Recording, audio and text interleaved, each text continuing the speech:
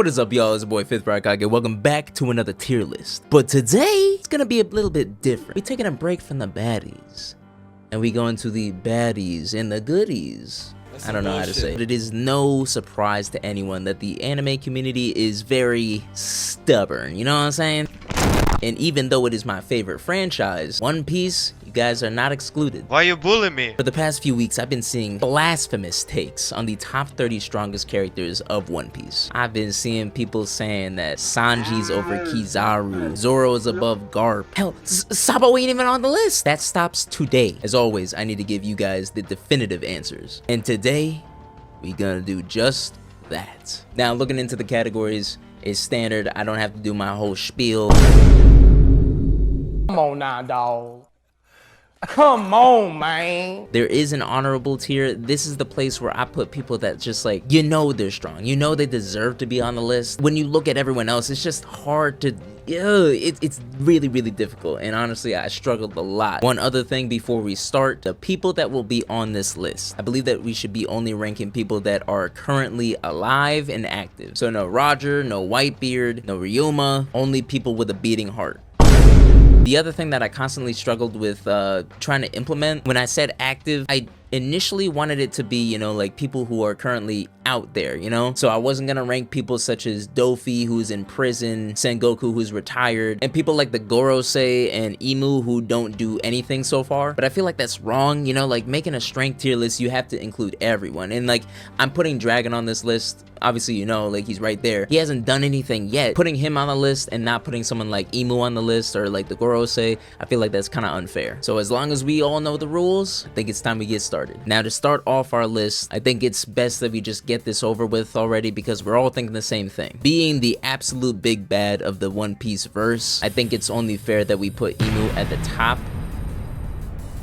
Just cause, I mean, being the leader of all these like powerful and like, you know, amazing figures, I think it's only fair that you put them at the top. We have quite literally not seen anything. Oh wait, I mean, there is one thing in the manga, like, but it wasn't really significant, you know? But other than that, we haven't seen anything from Imu, absolutely nothing. But the fact that the Goro follow her, the fact that pirates fear her, the fact that she knows basically everything that goes on in the world and has power with just about all of it. Imu at number 1 feels just right. Now to get serious with the scaling, number 2 should not be a surprise as well. We have the infamous Yonko himself, red-haired Shanks.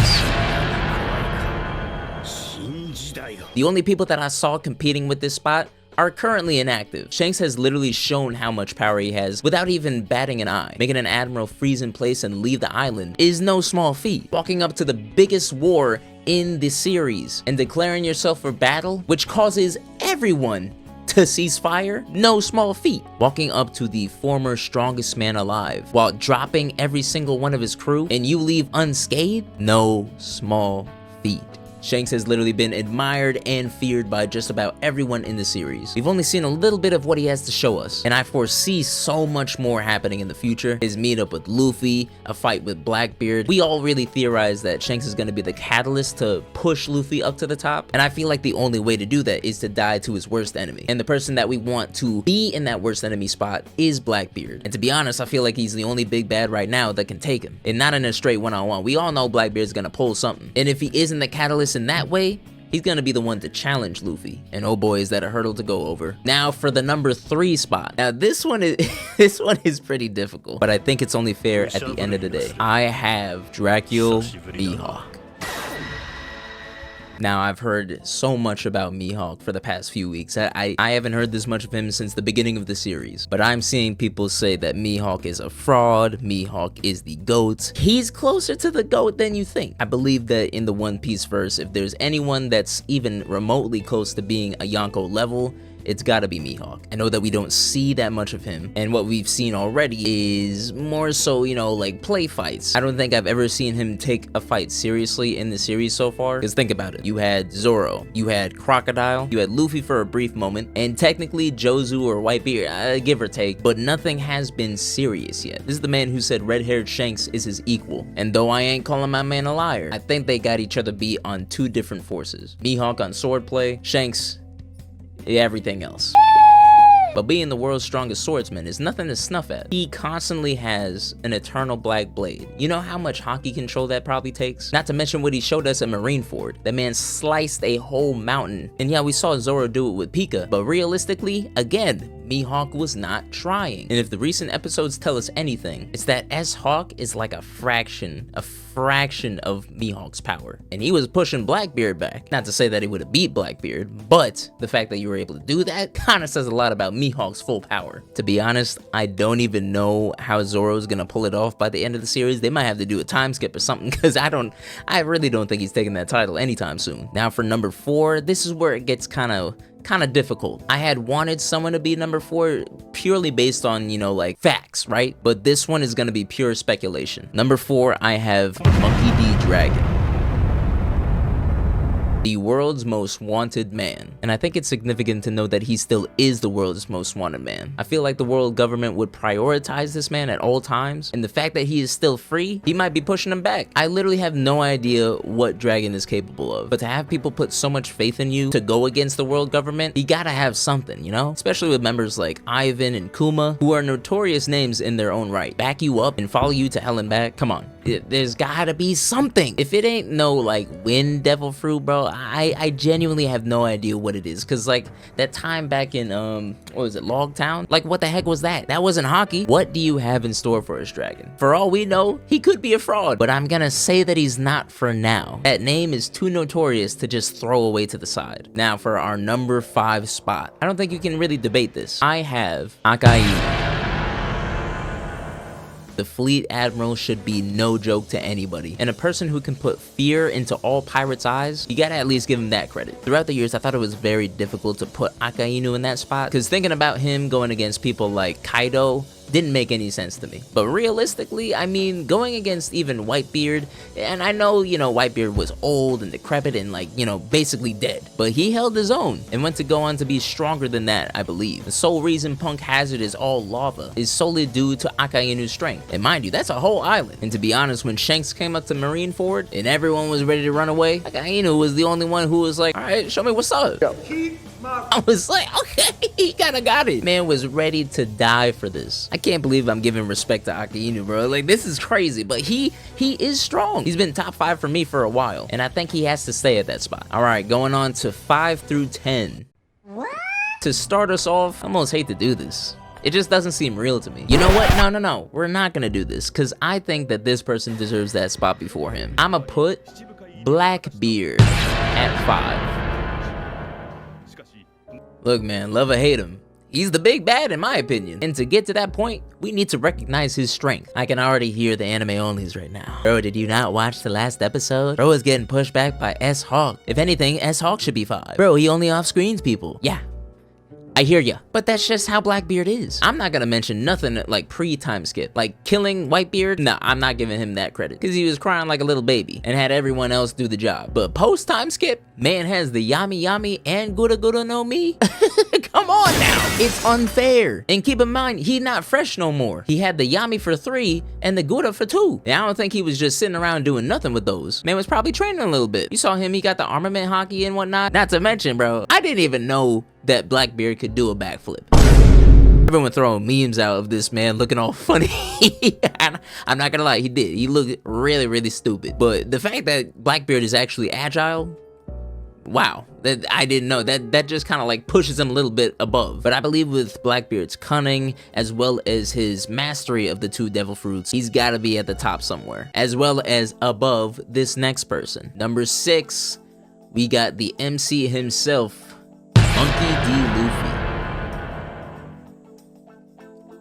Now, a lot of people are gonna like start coming at me for this. Why is Luffy not at the top? You saw Gear 5, the animation was amazing. He killed Kaido, come on, say something about that. Yeah, he did kill Kaido, but it took him like 5 times. And even with Gear 5, they were still going at each other. Now, I won't lie. During Wano arc, during that last part of the arc, I was probably Luffy's biggest hater. Don't get me wrong, I loved Gear 5, I loved everything that came with it. But before that, when Luffy kept going for Kaido, I was like, yo, Kaido, put him in the dirt, please. I need bro to realize he's not there. He was, all right, calm down, but like at the same time, just Just calm down. I love Luffy, I do, but I needed him to realize this. But if he listened to me, he would never get to where he's gonna be. Now with Gear 5, that puts Luffy pretty much at the top. And once he actually like masters this, he will be top 5, if not 3. But as of right now, he's still really fresh into it. Every time that he's activated Gear 5, I feel like he's just been acting on impulse. So there's no real, you know, technique that's being thought out in his head. And that's fine, that's Nika, you know? But I feel like there's another level to Gear 5 that he hasn't tapped into yet. Either way, Luffy's gonna go on to surpass just about everyone else on this list to become Pirate King. Kizaru! Alright, after Luffy at number 7. Wait, what? No. I mean 8. I have his dear old grandpa, GARP. I don't care. I don't care, y'all. I don't care what you have to say about it. I don't care. I don't care. I don't care. GARP is still him, the hero of the Marines. He's still got a lot left in the tank. I don't care. Man might have sacrificed himself for the next generation. And no, he's not dead. But I know for a fact, if it wasn't for outside forces, because I know some people are gonna say, yo, Aokiji stabbed him in the chest, like Aokiji put him in the dirt, he's out of commission because of Aokiji. Shouldn't Aokiji be in that spot? No. Lord only knows if Aokiji was going all out. Same thing with GARP. They might have some, you know, lingering feelings for master and student, but from what I saw, GARP would have won that fight. Aokiji technically did not tap into his ice abilities yet, but it was a straight hockey battle for a while. And GARP, you ain't beating GARP in hockey. Armament hockey. I'm sorry. What do you want? Hey y'all, I'm back. So I had to stop the video last night. My dog was asking to be let out to the bathroom like 3 times in the past like 2 hours. So like I couldn't do it anymore. I was so stressed and I had to wake up the next morning for work. So I just said, stop recording, I'm done. But now I'm back. So anyway, we left off at GARP at number 8. I think I said my piece enough. So now we're gonna go to number 9. And as much as I said he was not him before, number 9 is Aokiji. All things considered, this man was supposed to be the fleet admiral. The only thing is that he had to fight for it, obviously. But to go toe-to-toe with Akainu for days, mind you, he did come out scathed, but, you know, he's still alive. And he made that mark the same way that Akainu made that mark on Punk Hazard. He has a half of that island basically all ice, constantly snowing, that just screams how powerful he is. And not for nothing, a person who is supposed to be on this tier list, that like I was thinking, you know, like back in the day, I was like, there's no way he should not be on this. This man was the pure reason why I realized that Aokiji really is leagues above the rest. When he had stopped Flamingo from attacking Smoker, I was genuinely in shock. I didn't know that anyone could make him stop like that. Literally no fear in his eyes, no moving, just in a second. And although Dofi got out of it, he still walked away. Aokiji was standing there like, I know you don't want this. And obviously recently, this man went toe-to-toe with GARP, and I wish it was toe-to-toe just exactly. Obviously, I don't think that, you know, like there's a real animosity between them, but the fact that you were able to go toe-to-toe with GARP, who is the former hero, like Admiral level, obviously, but like he's not in his prime now, but he's still up there at the same time. And especially in a hockey battle, come on now. That's ridiculous. Aokiji has my respect, and he's a solidified top 10. Now, this is where it gets kinda shaky. This is where I'm really like, oh gosh, who's next? But I truly think it's only right to put this man next. Number 10, I have Kizaru. Now, this has been like a long thought out process for me ever since I really started the series. I've always believed that the admirals were literally like the monster trio, basically, where Akainu has a little bit step above everyone else, but Aokiji and Kizaru were like neck and neck in my opinion. Considering his abilities and what he's done so far, I just simply believe that he is that strong. And yeah, Luffy dogged him recently, but that's Luffy, that's Toon Force Luffy. You can't really beat that. But just Kizaru's name and presence was enough to have like the whole Straw Hats as well as Vegapunk's group shook. Hell, I was shook. I didn't expect something like this to happen already. And I know people are gonna be like, hey bro, what about when Ben Beckman was pointing his rifle at him and Kizaru was like, oh, Ben Beckman. Ben Beckman is not doing crap. I'm telling you right now. Like, I get it, bro. I get it. But, like, at the same time, in that situation, like, Kizaru doesn't want to keep fighting. He just wants to go home, sip some coffee, you know what I'm saying? Eat some macaroons. Kizaru knows how powerful he is, but at the same time, I don't think that he taps into that potential simply because he doesn't want to. And if Sabaody told us anything, it's that he is a one-man army. Now,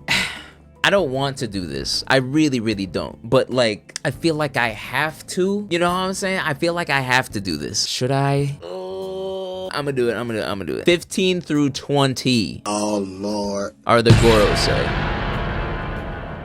I'm gonna tell you which ones that I think are actually like strongest to weakest. For now, I'm gonna say that Mars is the strongest of the Gorosei. I don't know what it is, but like the fact that he looks the oldest and the wisest, and that mustache, man, there's something about it that's really intimidating. I don't know what it is. Then I'm gonna say Nusjuro. The only reason why is because this is the only man with an actual weapon in the Gorosei. All of them standing around, but this man always clenching that sword. I'm like, yo, he ready. Number 3, I'm gonna say it's Peter, aka Sanji's real dad. He looks young and spry, and I guess that's it. I don't really know. Then for the 4th, I'm gonna say Warcury. It's the mustache. It has to be. But at the same time, this man looks like a little calm down, 5th. Last but not least, I'm gonna say Saturn. The only reason why I think Saturn is the weakest Gorosei is because he was introduced first. Like, actual, like, form-wise, you know? I feel like we'll get a lot more to see from the rest of them, but right now we're just getting the introduction. I really don't want to do that. Like, that pained my soul. There's so many deserving people to be on that list. I might have to take them out later. I might have to. Depending who's left, I might have to. Now, number 20. Number 20, this is gonna be kind of difficult. I'm not gonna lie. I don't think that there's many strong pirates anymore right now. Like for like the placement wise,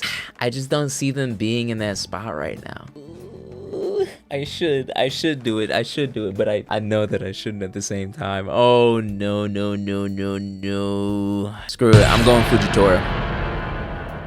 Why do you ask? It's really simple. I don't see a lot of people taking a giant meteor to the face very well. Even the Tsuchikage couldn't really handle it. So what makes you think the rest of the verse is really taking that? And in all honesty, I don't think Fujitora has gone all out yet. You know why? Because there's always civilians around. He don't want to hurt nobody, so he chilling. But I feel like if Fujitora went all out, plus I feel like his observation haki is probably like advanced as well. Considering he's blind already, he's able to hear and see everything that's going on. Probably a little bit of future sight. I'm not sure, just speculating. But when he does go all out, I can see maybe like 3-4 meteors, as well as, you know, like his gravity ability, just like holding many people down. If he like lets that all out, he's gonna and they're just, you know what I'm saying? And then meteors, just, it's gonna be amazing. Believe me, I struggled right there, you know. Honestly, oh wait, should I have put, I'm not gonna put him up. I'm not gonna put him up yet. Nah, I'm really contemplating Fujitora's placement right now, because there's one person that I really feel like should be above, but I'm not sure yet. I'm still thinking. Oh, the next person that I'm gonna put. Oh man, I'm struggling now. This is actually getting frustrating. I'm gonna put Ben Beck. I don't know what it is. Like, I don't know if I should put him there, because like the reason why I'm contemplating, bro, because he's on the top 30. He has to be. But like, the reason why I contemplate is the fact that like, you look at Ben Beckman, right? And you're just like, what do you do? Like, I don't think he has advanced conquerors. He might have he might have, you know, like, he definitely has armament. I think he definitely has observation. But when it comes to King Conquerors, I don't think he has that. He don't got no admirations or anything. Plus, all he has, I don't think he has a sword. He just has that rifle. Or you might be a sniper, but at the same time, like, you got Yasop over there. Like, what do you do that like would put you up there? That's the only thing. Because like, nah, if you're willing to point a gun at Kizaru and like not back down about it, I feel like, dang, okay, yeah, he's staying up there. It's just the fact that like, if you had the balls to do that, I feel like you earn that respect, you know, like you're strong enough, you're not stupid, you know what I'm saying? Like, Ben Beckman's like one of the smartest men in the world. I think he has the highest IQ, so he's not dumb enough to go head to head with someone that he's not willing to, that he thinks that he's gonna lose against, you know what I'm saying? So yeah, I think if anything, he might be above Fujitora, but I'm gonna leave it right there. But I'm gonna leave it there for right now. I'm gonna stick with my decision. Putting so many old people on here, but I feel like it's valid at the same time. So you can kind of guess who's gonna be next. At number 22, I'm gonna put Sen Goku. Now, mind you, this is Sen Goku out of his prime, but it's only been like 2-3 years, and we saw what he's capable of. Number 1, being the fleet admiral, no small feat at all. Everyone in the Navy looks up to you and relies on you to take care of business. Number 2, he completely, almost completely negged Blackbeard's whole crew. I mean, all things considered, it was pre-time skip Blackbeard crew, but at the same time, completely negged with just boom? Oh no, come on. I can only think of what he's truly capable of. Obviously, he's old, he's decrepit, he's, aged, but like, he still has the devil fruit, he can still use it. So I don't think he's lost too much of his power. Right next to him, another old man. I'm sorry, y'all, I'm sorry. I can't give love to these new gen. They too fresh, they don't know the pains of the world, like taxes. I got Silver's Rayleigh. Why do I got Rayleigh so high? Why do I got him so low? The reason being is because Rayleigh, being the vice captain of the Pirate King's crew, just tells me everything that I need to know. Treating Marco the Phoenix, a household name, believe you that. Making him look like small fry, and a man whose captain looks to him for reliance at all times. A man who stopped an admiral from interfering with the new Pirate King's crew with a kick and maybe a few sword slashes, I believe. I think it was just a kick in all honesty, but he deflected that thing and it went ding. Pacow. Come on now. Rayleigh has said that he's getting, like aged, old, he's losing his step. So I didn't feel comfortable putting him up higher, because if this was Rayleigh, like maybe like, before the time skip, I probably would have put him maybe above Ben Beckman, if not Fujitora. Because you gotta understand, Rayleigh, like, it seemed like he wasn't even trying to do anything in pre-time skip. He showed no effort whatsoever, so I was like, oh, okay, you got a lot more left. But nah, I mean, he like, I think he defeated a Sea King, and he was like, oh man, dang. So I'm like, all right, I'm gonna let you rest. Now for number 25, this is my favorite number, by the way. You know why? Because 5 times 5 is 25, and 5 plus 5 plus 5 plus 5 plus 5 is 25. 25 divided by 5 is 5, which is my second favorite number. But 5 to the second power is 25. Just a little history fact for you. Do you see me laughing, my nigga? But for number 25, I have a man who has been sheerly disrespected throughout the One Piece community by not even being looked at. I got Sabo. Now hold your tomatoes, y'all, because I can already hear it. You think Sabo is better than our Lord and Savior Roronoa Zoro? You must be out of your mind. Yes, I do believe that. Sabo is the second in command for the Revolutionary Army. Do you know what that means? It means the world's most wanted man, possibly the world's most powerful man. Trust this guy to lead in his stead if he is not there or capable. He had Sabo. Oh no, wait a second. This kind of pissed me off a little bit. He had Sabo infiltrate Mary Joie. Hold on, I gotta look back, because maybe I'm wrong. Yes.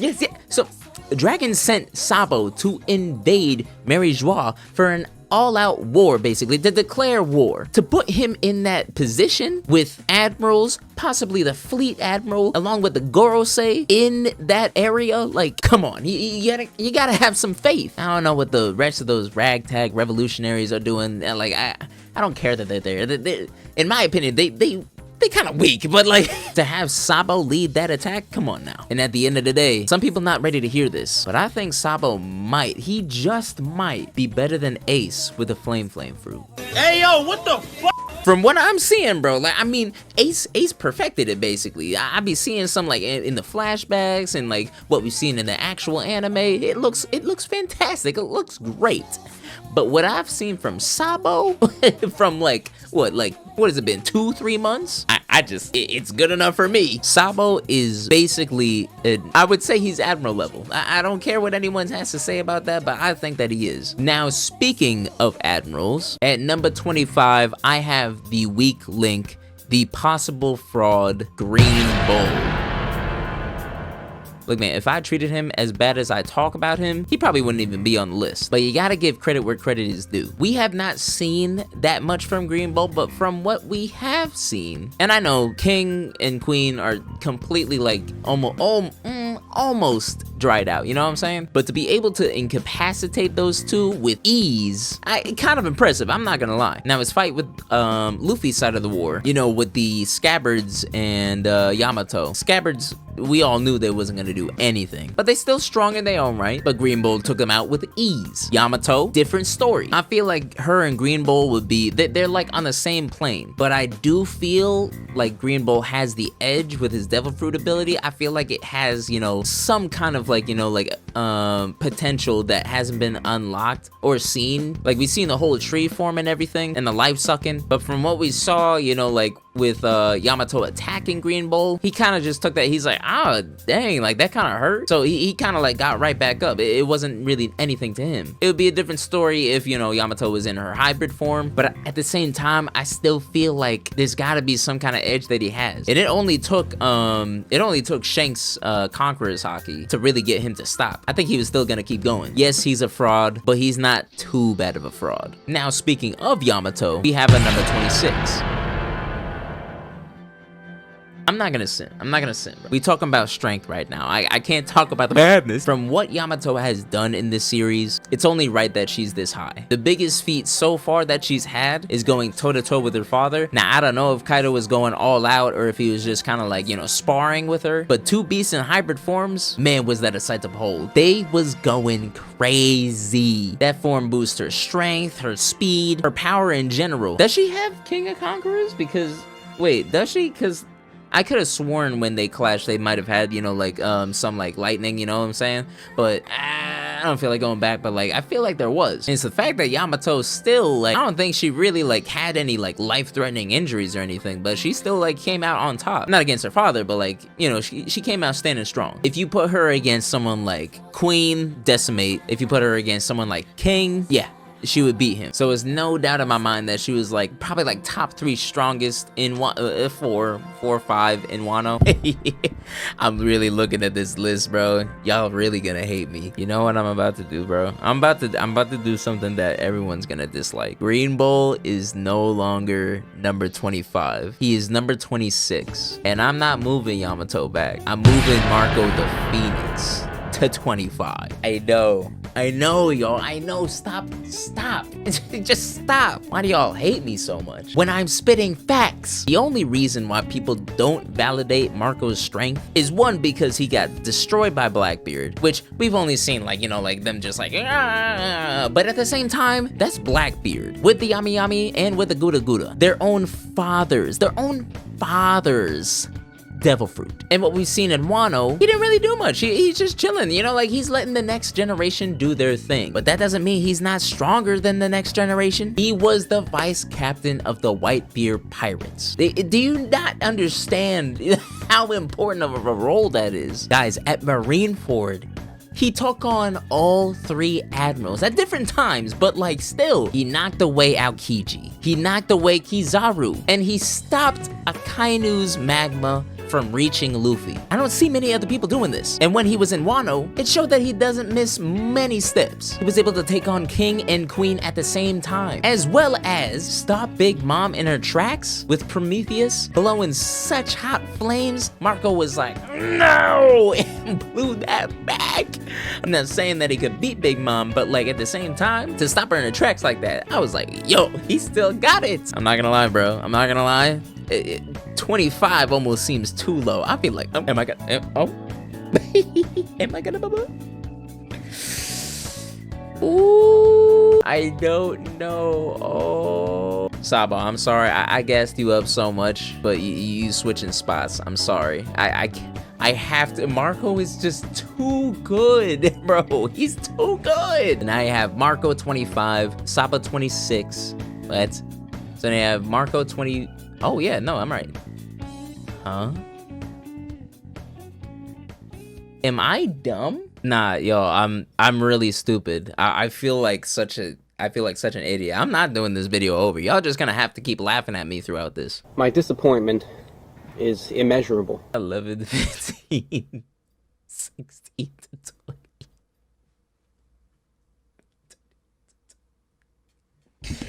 I'm really, wow. I went to college, y'all. I promise. So now, wow. Okay. Emu 1, Shanks 2, Mihawk 3, Dragon 4, Akai 5, Blackbeard 6, Luffy 7, GARP 8, Akai 9, Kizaru 10, 11, 15. What was I saying that Fujito was this whole time? Was I saying he was like 20? Oh, Lord. All right, so Yamato is 23. Was I saying that she was like 26 or something? Holy jeez. All right, so for number 24, I'm gonna put the most underrated One Piece character in the series. The former warden of Impel Down, Magellan. Now I get it, bro got the runs. Gotta hit the bathroom every 5 seconds, but still, when bro wants to get serious, he does some serious damage. This is a man that they said was an admiral level threat, and if it wasn't for his runs, he probably would have the position. But I ain't never seen no one take down so many pirates with such ease until I saw Magellan. Because first of all, you had Luffy, who obviously that was never gonna work. He was all alone, no crew, no nothing, and just headstrong battles. But then you have Blackbeard's crew, who's running off and just like, yeah, I got my homie with me. Yo, Magellan shut that down so quick. He's just like, yo, shut up. Bubble. Have these guys swimming in acid. We have not seen a lot from him, but I promise you, bro, I promise you, if we got to see the full scope of his abilities, I guarantee he would be so amazing. And right after him, I got his old brother in arms, the Titanic Captain, Shitty. Now, I'm not gonna lie, we probably should have kept this man locked up. A psychotic killer who be just murdering prisoners left and right. I get they bad, but you might be worse. But a man who has been rivaled in strength to Magellan and feared among all prisoners of Impel Down. His abilities speak for themselves. And now that he currently has the new devil fruit, what was it? Would you call it like, well, the invisible fruit. Combine that with his sword style, the man is almost utterly invincible. It's great, like, the fact that he's a Blackbeard pirate, this makes sneak so much easier for him, pisses me off, oh my god. But we ain't seen much, but what we saw in a recent chapter, man is able to impale GARP. Okay, I mean, shoot. You got it, homie, I'ma let you rock. All right, so for number 26,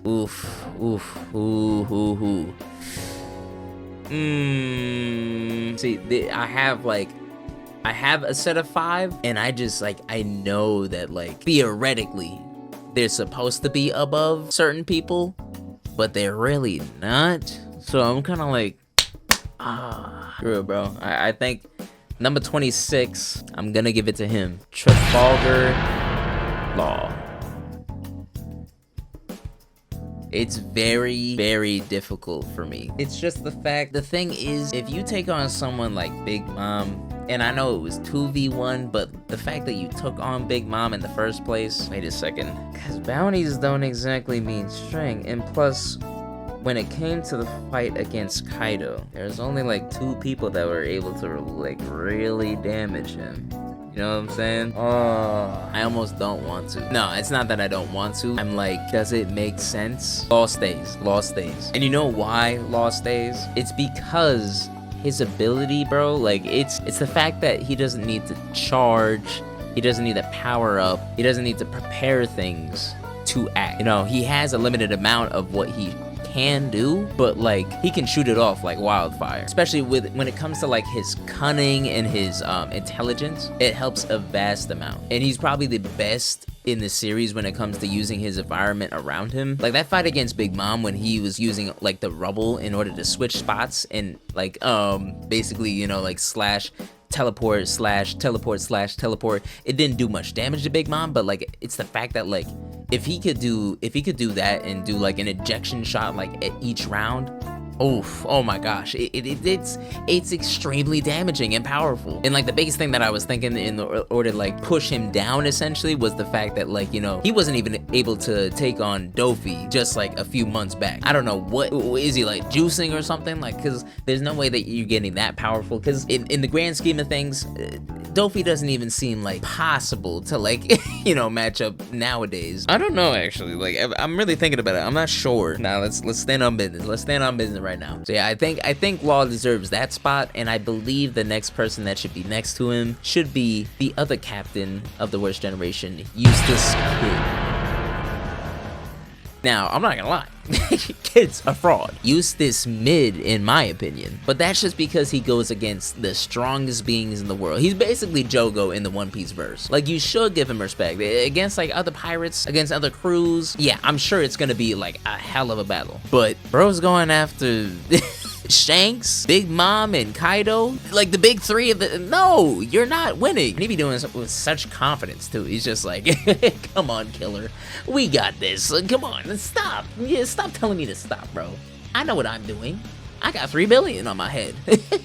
I'm that guy. I'm him. No, you're not, buddy. Sit down. So yeah, his track record definitely does not help him in the least bit, like in the slightest. But in all other cases, he's him. I genuinely struggle with these last 3. But right now, I'm gonna say 28 is Roronoa Zoro. Come on, y'all. We love Zoro. We love him, love him, love him. He cannot be any lower. He cannot. If Zoro was out of the top 30, I would have cried, bro. I would have been a mess. I would have found some way to force him in. But from what we've seen from Zoro, we've seen so much. From slicing Pika in half to taking down King, wounding Kaido, and stepping up to Lucci. Oh yeah, I think it's just about raps. This is the man who is supposed to become the world's strongest swordsman. And he has shown that he's at least top 5 right now in the world of sword play. He can only go up. And I really struggled to, I really wanted him to be above, you know, Law and Kid, but at the same time, the way that they utilize their abilities as well as who they've gone against and won against, I don't know if Zoro is at that point in his life where he'd be able to step up to them. I'm sure he'd be able to step up to them, but in most cases with his abilities, he needs to charge, he needs to prepare, and he needs a lot of control with Haki in order to go against those big hitters. He's my favorite character, so it pained me to send him all the way down here. But I gotta be realistic. He is him, but not just yet. Now for number 29, oh gosh, I struggled. I struggled so much in like coming up with, cause like it was bound to happen. I have to, bro. I have to. And for all we know, this could just be me, you know, being petty and being very particular about who I want to be in this. But I'm gonna put right next to Zoro his best friend, Blackleg Sanji. Now, Sanji is kind of a weird person to like, you know, like really scale essentially, because all his opponents are typically either way ahead of him in like a certain point in time in the series or completely below him, because Sanji has really never found like that right opponent yet, because his feats have shown that he deserves a lot better. As I did for Zoro, I'm gonna do it for Sanji. Stopping Doflamingo, tanking King's spear attack, decimating Queen, and arguably the best observation Haki that we've seen. To an extent, I know Future Sight exists, but like in terms of like pure observation, plus I've literally said this all the time, I haven't said it on here, but whenever I talk to my friends who watch One Piece, read One Piece, I always say like the Monster Trio, Luffy, if Luffy is 100, right? Zoro is probably a 90, 93, 92. No, I'd probably say like Zoro's like a 93 and Sanji is a 92. So they're right there. They're so close. And like from what I've seen, like, I mean, Sanji's durability right now is like leagues above anyone else that I've seen so far, because like tanking that hit from Queen was crazy, bro. He has shown that he's on that level that Zoro, because we always say Zoro fanboys, me, myself included, like I've said Sanji ain't nowhere close to Zoro. Like I've said that before, but like as years go by, I realize I'm just like, yo, Sanji's kind of that guy. Like even so, like just like with abilities, he also has cunning and intelligence, some stuff that Zoro does not have. But in all terms of like, you know, abilities, strength, etc., I think they're like right neck and neck right now. Zoro has the slight edge, I would say, but they're right there. All right, for the last definitive number 30. Oh boy, I'm gonna say, let me look through one more time before I pick. I think I gotta give it to him. The person that I believe I'm gonna pick as my number 30, Don Quixote Doflamingo. Now this is where I really struggle. Doflamingo, like literally I'm looking at him and I'm looking at like Law up there and I'm just like, impossible. It doesn't make any sense. And I look at Sanji and Zoro, I'm just like, it doesn't make any sense. This is the man that I like believed was like the guy for so long. I'm so mad Dressrosa was so early because like it's just like he should not be this low. Is he really just built like that? Is he really just weak? I don't think so. I really hope not. He might have to move, but like at the same time, like from what I've seen from Doflamingo, like he's able to take on Gear 4th Luffy. He was the first one to take on Gear 4th Luffy. Oh gosh, now I'm really, oh Doflamingo, you can't be up here. You can't be up here. You can't be up here, bro. I'm sorry. No. That goes to, I'm gonna give it to